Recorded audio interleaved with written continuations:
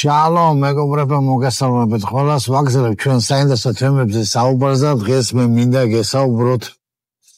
უпростоად ეს ვიდეო მინდა ორ გამორჩეულ პიროვნებას, რომელიც დაგვტოვა ამ ერთი თვის მანძილზე. პირველი ეს არის ძალიან ცნობილი ამერიკელი მსახური ჯიმი სვაგერტი, რომელიც იყო მახარობელი ადამიანი და მეორე არის ჯონ მაკარტური.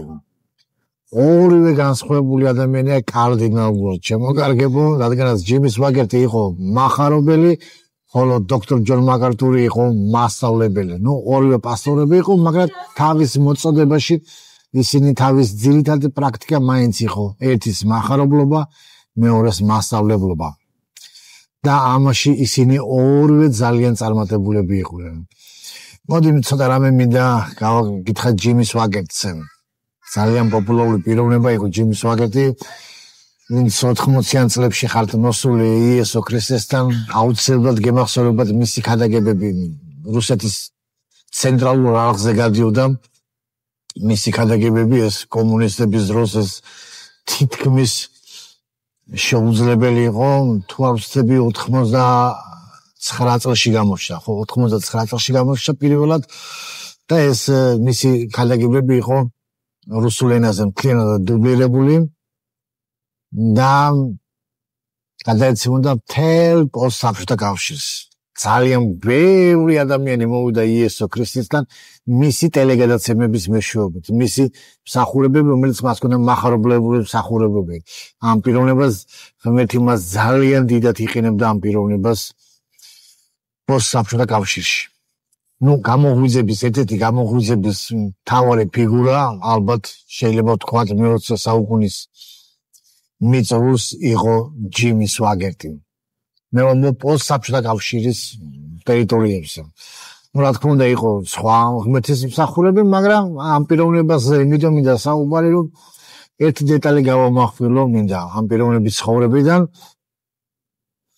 მიუხედავად ამდენი წარმატებისა, ამდენი სახარების ქადაგებისა, მან ვერ შეძლო ბოლომდე გაყოლოდა და ის დაეცა. დაეცა, აღარ ვიტყვი რა ცოდვით, მაგრამ ის დაეცა და მისი დაცემა იყო ძალიან დიდი. მთელი ამერიკა ლაპარაკობდა მის დაცემაზე. მაგრამ რაოდენ გასაოცარიც არ უნდა იყოს და რაოდენ დიდი ცოდვაც არ უნდა ჰქონდეს,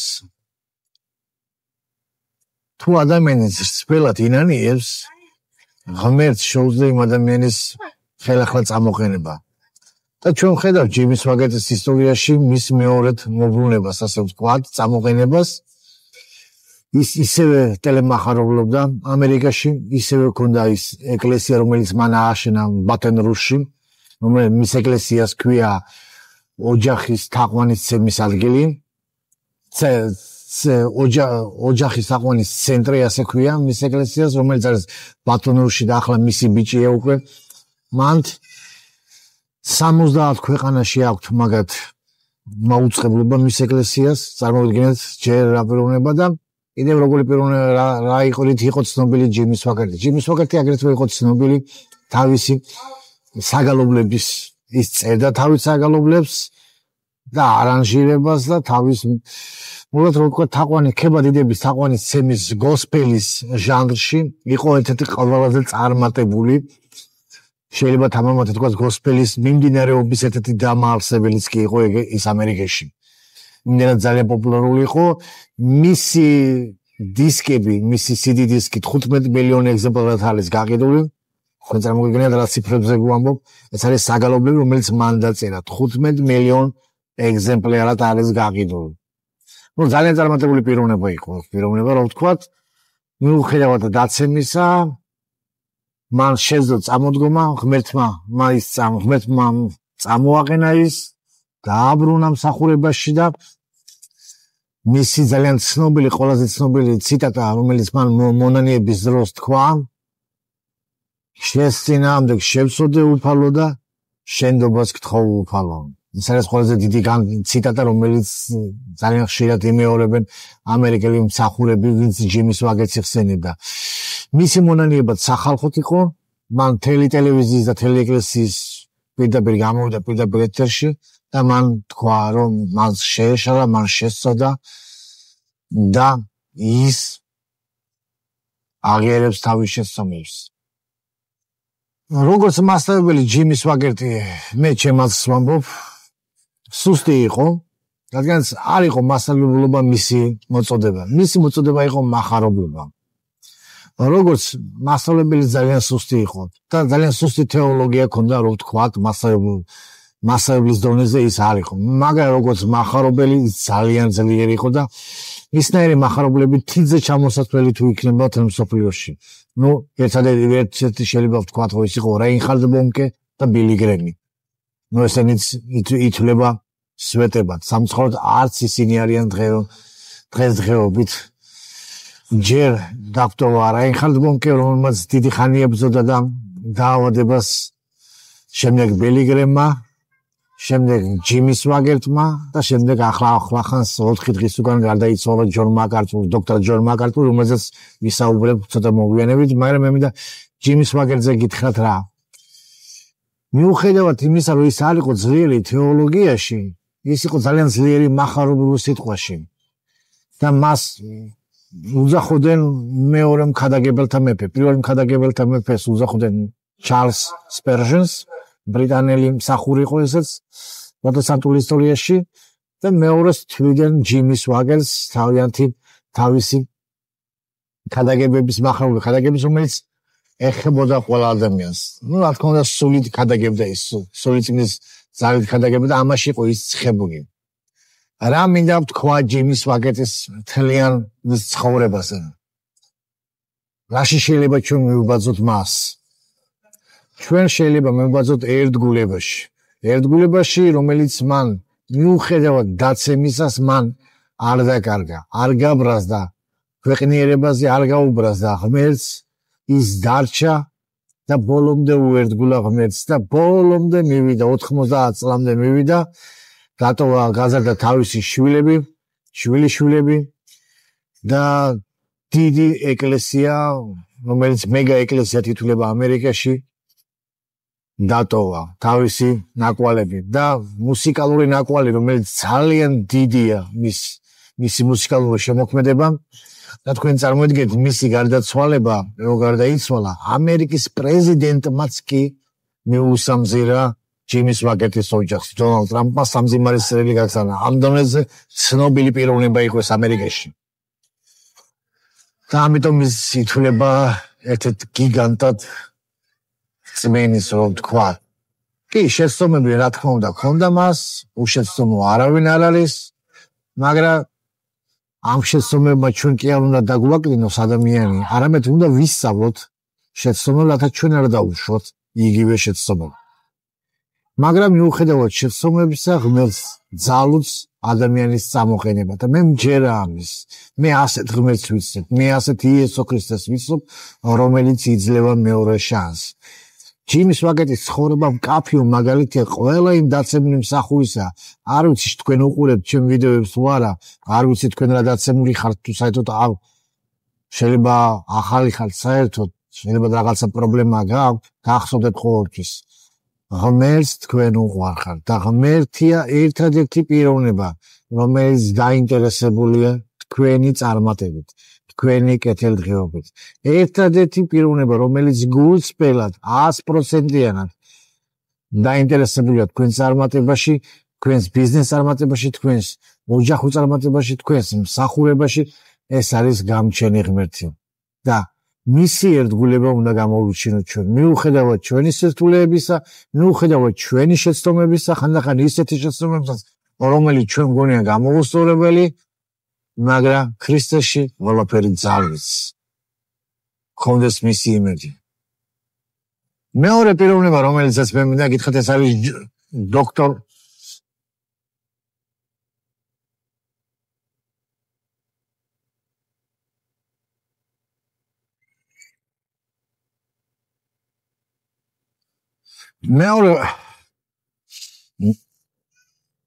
მეორე პიროვნება, რომელზეც მე მინდა გესაუბროთ, ეს არის დოქტორ ჯონ მაკარტური. ესე ძალიან ცნობილი პიროვნება იყო, მაგრამ ის არის კარდინალურად განსხვავებული ჯიმი სვაგერტის მსახურებიდან. თუ ჯიმის ვაგერტი იყო מחარობელი, ჩვენ ვთქვით, რომ დოქტორ მაკარტური იყო მასწავლებელი. გარდა ამისა, ის სხვა დენომინაციის წარმომადგენელი იყო. თავის თავს ის უწოდებდა ბაპტისტური ეკლესიის წარმომადგენლად, მაგრამ არ თვლიან ბოლომდე ბაპტისტებად, უფრო რეფორმისტებად მიიჩნევენ და მისი ქადაგებებიც და ისინიც უფრო რეფორმისტული იყო. რომ ხედავთ მაკარტურის პიროვნებებს და მაკარტურის სწავლებებში მე ძალიან ბევრში მას არ ვეთანხმებია. ამ ვიდეოში ჩვენ არ ვისაუბრებთ მის რომელ კონკრეტულ სწავლებას არ ვეთანხმებ, უბრალოდ მინდა ზოგადად მოგიყვეთ ამ პიროვნების სიძლიერით რატო არ აღფრთოვანებული. მას მე ძალიან ბევრ რამებში არ ვეთანხმებოდი, ძალიან ბევრჯერ მithქვამს, რომ ესეთ რაღაცებში ბოდავს და მე ახლაც ამას ვიმეორებ. ეს ჩემი ესეთი ტერმინოლოგია, მე ამას არ ვაკლინებ მის შეხედულებას, უბრალოდ მე ცოტა ესეთი სტილი მაქვს ჩემი ემოციების გამოხატვის. ზოგს მოწონს, ზოგს არ მოწონს ეს. მაგრამ ღმერთია მოწმე მას დაცინის მიზნით მე ამას არ ვამბობ. რა შეიძლება ჯონ მაკარტურს, დოქტორ ჯონ მაკარტურზე ითქვას? ჯონ მაკარტური ცნობილი იყო არა უფრო მეტი როგორც მასწავლებელი მისი სწავლებებით, არამედ ისაა ცნობილი როგორც მისი მტკიცე ხასიათით. ის ძალიან მტკიცე ხასიათის ქრისტიანი იყო. მას არ ჰქონდა ჯიმის ვაგერტივით დაცემა, ის ფაქტიურად უციკლოდ რო ვთქვათ, თავიდან ბოლომდე გაყვა. ის იყო მეხუთე თაობის მქადაგებელი, რო ითქვიან მეხუთე თაობის, მისი დიდი ბაბუა და მამა იყო ყველა მქადაგებლები იყვნენ და ის იყო მეხუთე თაობის მქადაგებელი, როცა მას კითხეს სხვა რამეზე არ გიფიქრიათო, მან თქვა როგორ უნდა ვიფიქრო, როცა ჩემი მამა პაპები და წინაპრები ყველა მქადაგებლები იყო და სხვა არც განიხილებოდა უკვე ჩემი ცხოვრების მოტივი.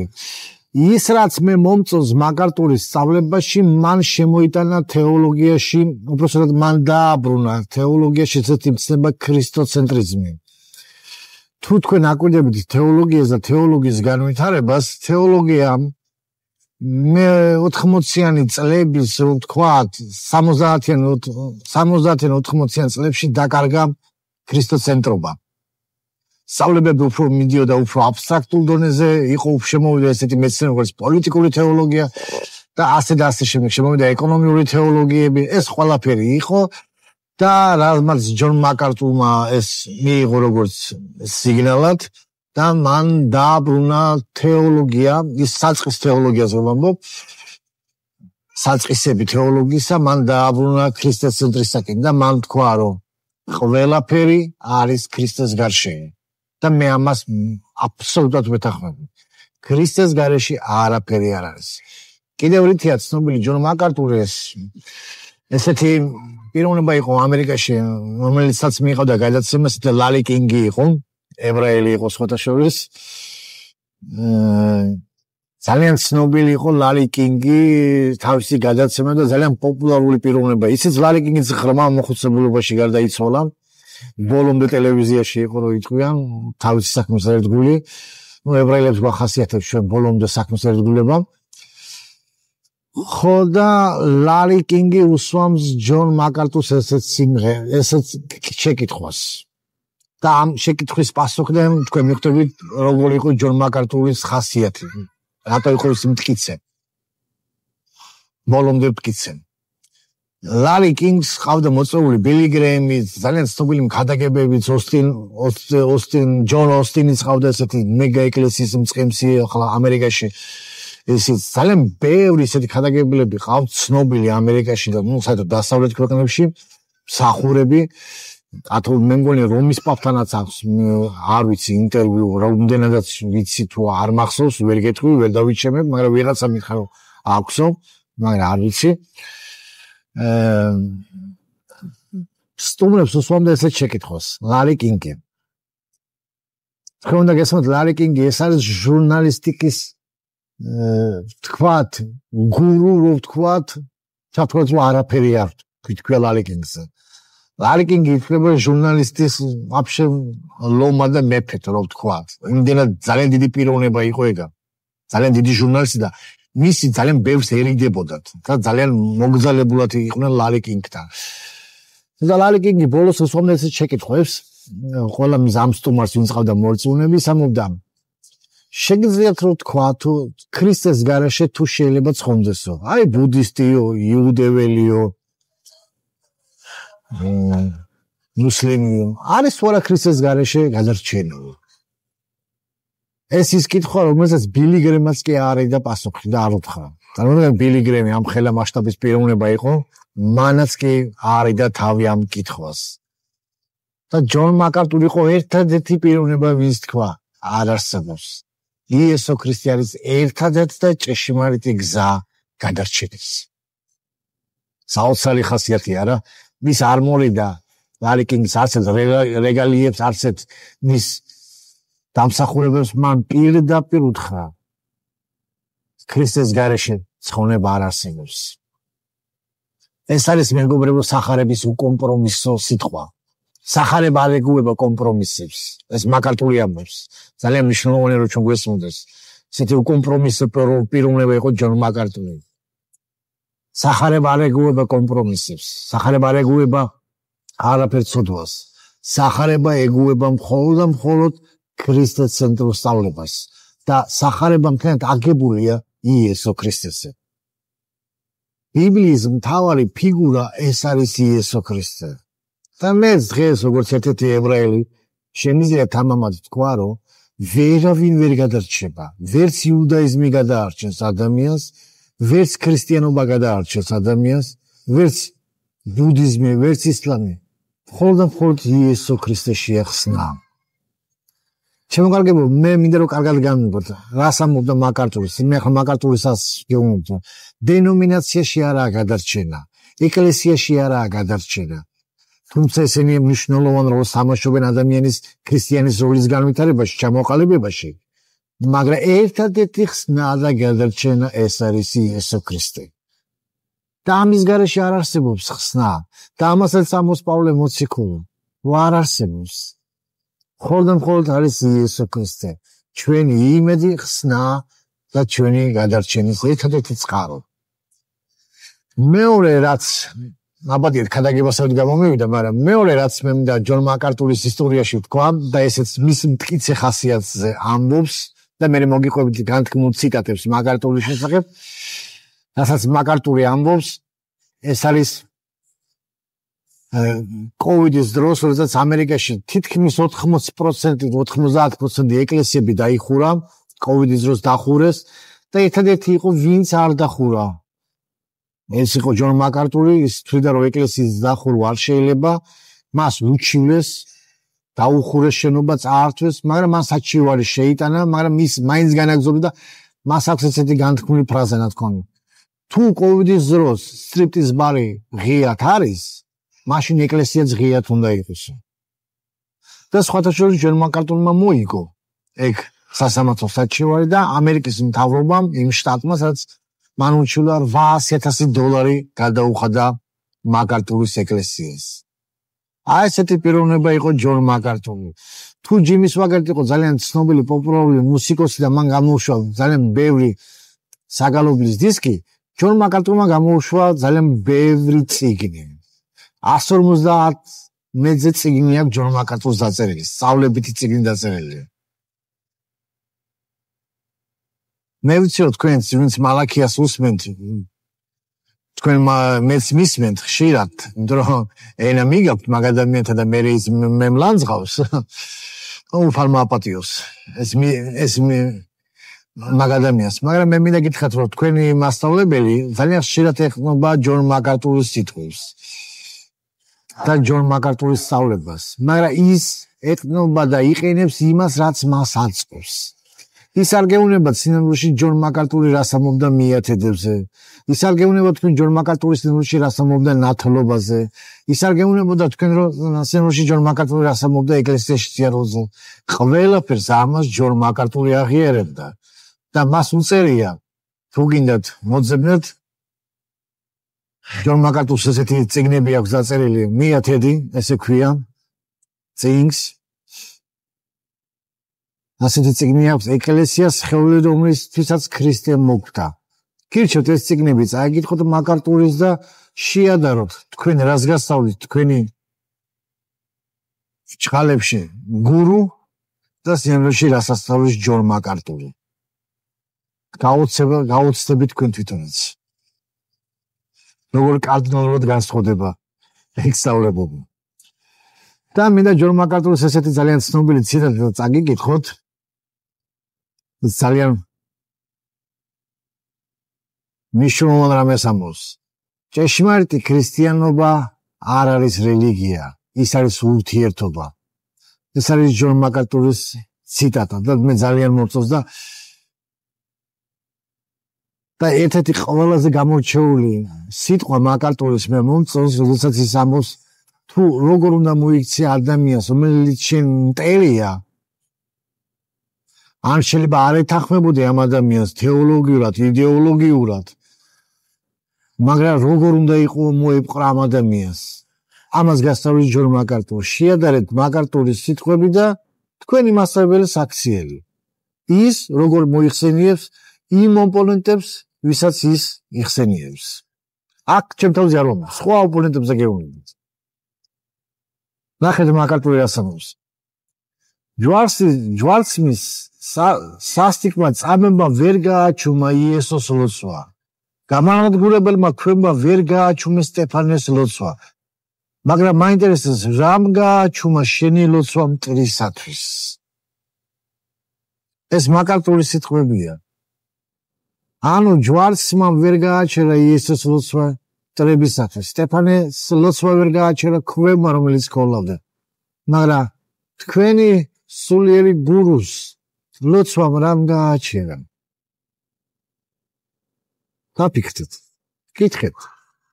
უყვარს მას თავისი მტერი, როგორც იესო ქრისტე გვეუბნება, გიყვარდა თქვენი მტრები და აკურთხეთ თქვენი მაცხოვრებლიო. მე პიროვნულად არავის არ ვეხები, უბრალოდ გეუბნებით ის, რაც თვითონ თქვენს გასწავლით, რამდენად ეთანხმება წმინდა წერილს და მე გაჩვენეთ. ასე, მე მინდა ამით დავამთავრო დღევანდელი დღე, ჩემი ვიდეო და ეს ვიდეო ეძღვნება ამ ორ დიდ პიროვნებას, რომლებმაც დიდი კვალი დატოვეს ჩემს როგორც ქრისტიანულ პიროვნებად ჩამოყალიბებაში. მე მაკარტურის ძალიან ბევრი წიგნი მაქვს საკითხული, თავისი ბევრი ბოლო მისი ბიბლიის კომენტარები მაქვს. ასე რომ მაკარტურს ვიცნობ მე, მოიტყვიან, მის სწავლებასაც ვიცნობ, მასში ბევრ რამეს არ ვეთანხმები, მაგრამ როგორც პიროვნება ის ნამდვილად ერთგული იყო ქრისტესზე. და ისაც მე მომწონს, მან დააბრუნა თეოლოგიაში ქრისტოცენტრიზმი და ის იყო ერთგული თავისი ხედვის. და ეს ძალიან იშვიათია. ამის სწავლა შეგვიძლია ყველას აბსოლუტურად ჩვენგანს. და ასევე სვაგეტისგან ჩვენ შეიძლება ვისწავლოთ, რომ არ არსებობს პრობლემა, არ არსებობს ცოდვა, რომლისგანაც ღმერთს წამოყენება ჩვენი არ შეუძლია და გვაქციოს ისევ ნაყოფიერ მსახურებით. მაშასე მეგობრებო, გამოგვიწერეთ ჩვენი არხი, უყურეთ ქრისტიანობის ებრაულ ფესვებს, გამოიწერეთ ჩვენი არხი, რათა არ გამოტოვოთ ახალი ვიდეოები, ასევე გთხოვთ გააზიაროთ ეს ვიდეო, მოიწონოთ, დააკომენტაროთ და ვისაც ფინანსურად გინდათ ჩვენი დახმარება, ყველა ჩვენი ვიდეოს ქვემოთ არის ჩვენი საბანკო რეკვიზიტები და შეგიძლიათ იქ დაიწყოთ თქვენი თანხა. და მინდა იცოდეთ, რომ თქვენი თანხა უშუალოდ ხმარდება არხის განვითარებას, ეს რათა არხი უფრო განვითარდეს და უფრო მეტი სიახლეები შემოგთავაზოთ და უფრო მეტი საინტერესო ვიდეოები შემოგთავაზოთ ჩვენ. მადლობა ყურადღებისათვის და უფალს ებარებოდეთ ყველა. გაგრძელება იქნება.